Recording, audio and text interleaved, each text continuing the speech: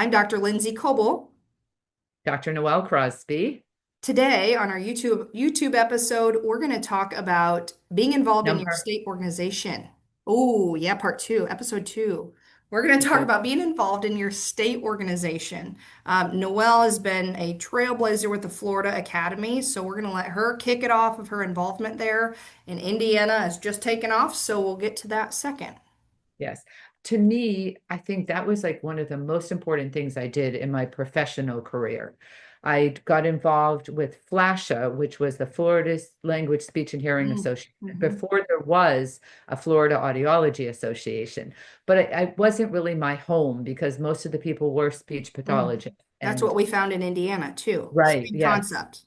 Yes. So the minute that a friend of mine actually started the Florida Academy, and I remember we all met during a flasha meeting and we decided we were going to start it and who was going to do what. I was the head of membership to start with. Mhm. And it was just a small group of us. We had no money, no support, no help, kind of like you guys Yeah. now. And that was in maybe 1997, Oh my gosh. 1998. Hmm. And that was the best thing I ever did because people may not realize this about me, but I was not that I was shy, but if I didn't know people, I might not have felt comfortable engaging. And it helped me to get to know everybody. And then I Hmm. became more engaging. And now it's really not a concern for me, but I got to meet people all over Florida.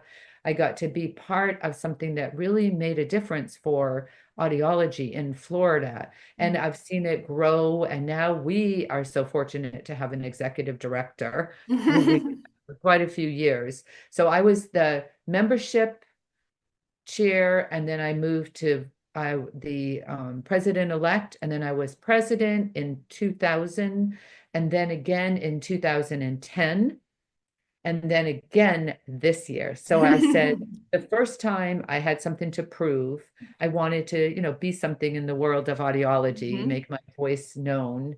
Then the second time I was coming off a kind of a rough professional year from working to, just all the stuff that can happen, which I'm sure we'll be talking about a lot of this stuff, with just living your life, right? Hmm. And then I had something to prove. Like I had to say, yes, I'm back and I'm stronger than Hmm. ever. And then this time I just didn't have anything to prove. I just wanted to be the president again and get back involved and help Florida with all the issues that we've had. Now you Hmm. tell us a little bit Hmm. about you, So Lindsay. Indiana, super similar. We had ISHA, which is the Indiana Speech and Hearing Association, very speech path heavy. And a few of us, Dr. Erica Person and myself, have had positions on that board trying to get audiology to grow, but we just never felt like we had the voice because speech was so heavy. And so we just felt like to have audiologists be able to buy into something and feel like they're a part of something, it needs to be an audiology organization. So we started this conversation years ago. Erica came from Minnesota, and so she had a pretty good base of the importance of an association. So she's been talking about it for a while, and we just decided, let's see if we can find anyone else to join us. So we had a group, mostly private practice owners, a few industry people who live in Indiana, and we had no money. We had no kind of Mm. guidance to begin with. We just said we're going to do this, and it took reaching out to the right people and some of the associations like AAA, ADA, to help guide our path for what we were doing. And then we just had our first meeting with 54 attendees, 14 vendors. It was Wow. great. We had over, I don't even remember, it was like 13 and a half hours of CEUs. We got such great feedback. And our whole goal of this year was to raise enough money to be able to afford a lobbyist because we've never had an audiology focused lobbyist in Indiana. So we're hopeful that we can be able to afford a lobbyist now Were going you forward. were you able to find I got cut off a little bit, but we're just going to keep moving through. But were you able to get a lobbyist? I missed. We just wrapped up our meeting, and so we now know we have the funds. Now we're going to start the process of interviewing and deciding what we need. Do we need a full-time one? Do we need a part-time one? So we have a lot of conversations between actually hiring Yeah. to learn from others who have Yeah. done it and to decide what are the needs in Indiana. And I think that'll be guided a little bit by our state associations. And Yes. yeah, Well, I mean, and it's a new challenge for me because I yeah. don't know about all of the state legislation and all of those things. So we're really learning as we go, which has been fun and a new learning Oh, it takes experience for so me. much time. It can take so much effort and time. So we initially had a lobbyist who was somebody who just wanted to help us out, right? And so he didn't charge us a lot, but he had his own agenda too. Yeah. Usually, that didn't really work out very well. Then over the years, we've had different lobbyists, and then we recently had one who was also supporting the listen and speak, Oh, and like spoken more of the language or something? auditory Oh, verbal uh-huh, uh-huh, parents. And but then really we realized that there was a lot of things that weren't on the same path, so we ended up saying like, this is just not a good relationship. We're uh-huh. not needing the same thing, so we separated, and now we don't have a lobbyist. Oh, And interesting.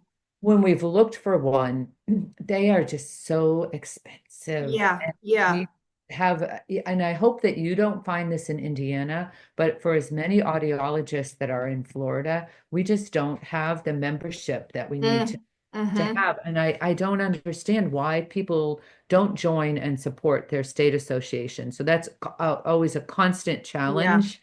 I And know. then, no, having a lobbyist. So because we haven't had one, we've been doing a lot of grassroots. And Mm-hmm. here we had two things come up that don't say doctor. I don't know if you've heard of that, Mm. where the physicians are trying to get legislation passed where if you're not an MD, you can't use the term doctor. Oh, interesting. In Yeah, Florida? in Just in Florida. Florida? Oh, And it's geez. happened in other states. I think it was Yeah.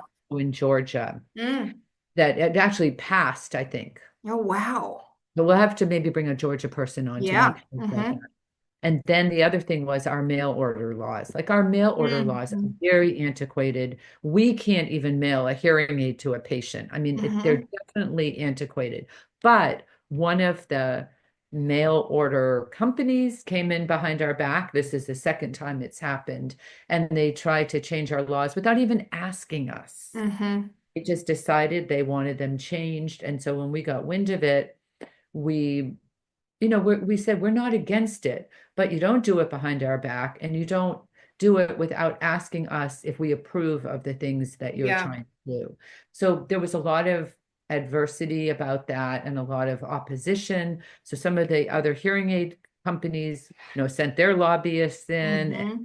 Starkey was one that was very supportive. And then the hearing instrument specialists in Florida have a different board. I don't know where Mm-hmm. they are with that in Indiana. And they also have a lobbyist. And so they were instrumental and also didn't go anywhere. So Yeah. it just, they had changed some wording, and then it was too complicated, and there were Mm. too many people and saying too many different things about it. So it just kind of Oh, died.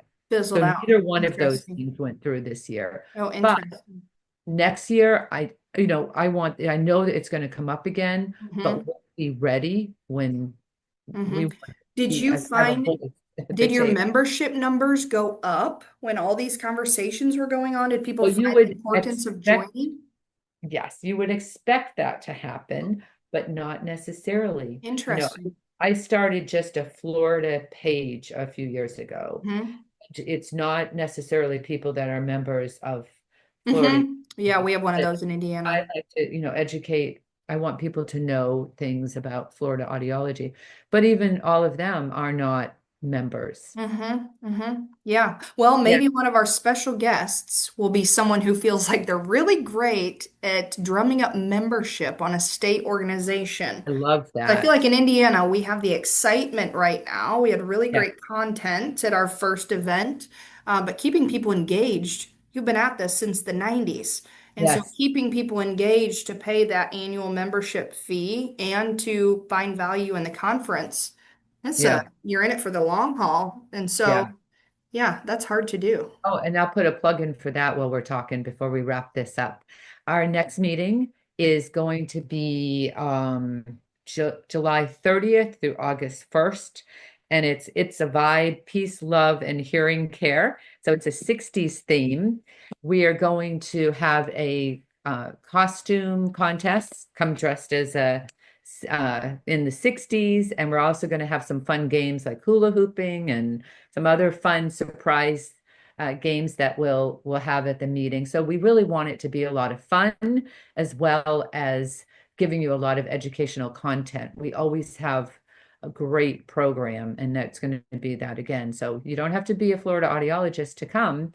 So if you want to know any more about that, reach out to me or the Florida Academy, florida.org. If you just type in Florida Academy of Audiology, you'll find the website, but it should be a lot of fun. So fun. Our state meeting was so fun, and I've heard great things about Florida, so I'm sure it'll be a great time too. So Yes, that'll be a maybe wrap. come to Florida one Come to day. Florida. Go to Florida and join Noelle. And we will be back next week with our next episode. And we're looking forward to having continued conversations. Yeah. If you have a specific topic you want to talk about, just let us know. Mhm. See you next time.